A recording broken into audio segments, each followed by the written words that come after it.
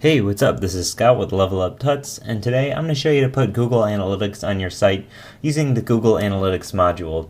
So using Google Analytics is a really great way to track who's coming to your website, and really Google just updates this tool all the time, and I feel like it just keeps getting better and better with more and more features.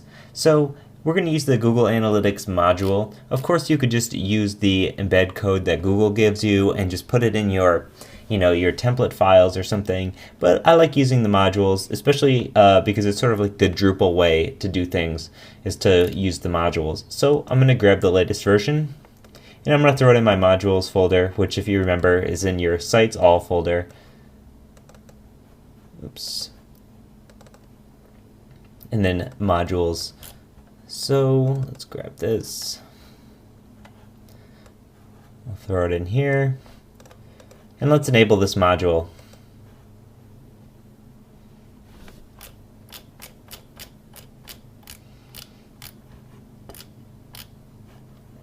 Okay, here it is, and then we're just going to save this. And then we'll have access to the configuration options where we can put our information in. So I'm actually just going to scroll back down here to where we were before, because this is where you'll find the little configure gear. We'll click on this.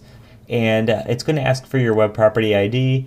It's going to ask if you're a single domain, what you're tracking.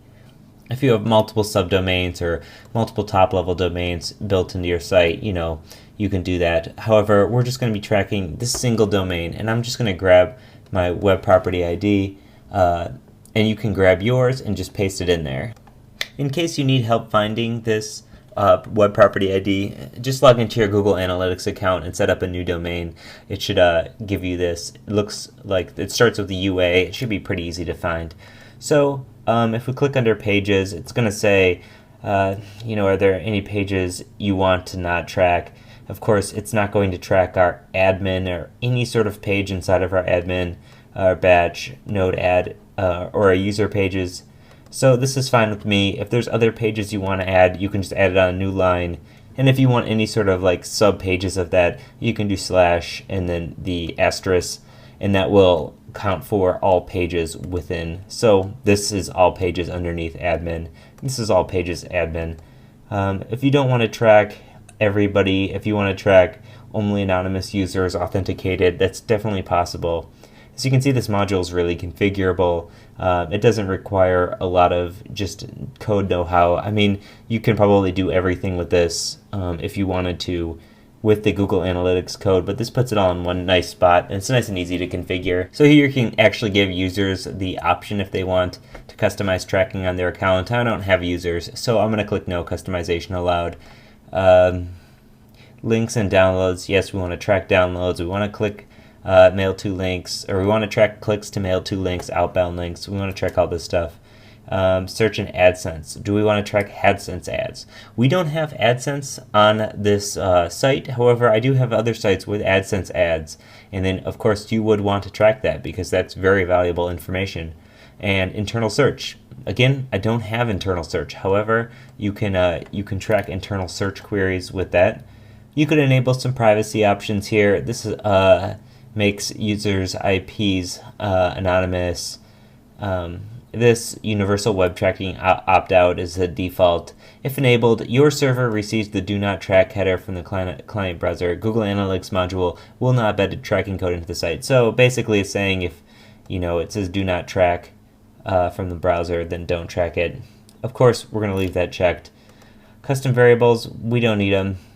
Advanced settings, not a whole lot here. Locally cache the tracking code file. What this is going to do is cache the tracking code file and locally. It says do not check this until after Google Analytics is confirmed to be working. So of course we're going to leave this unchecked for now.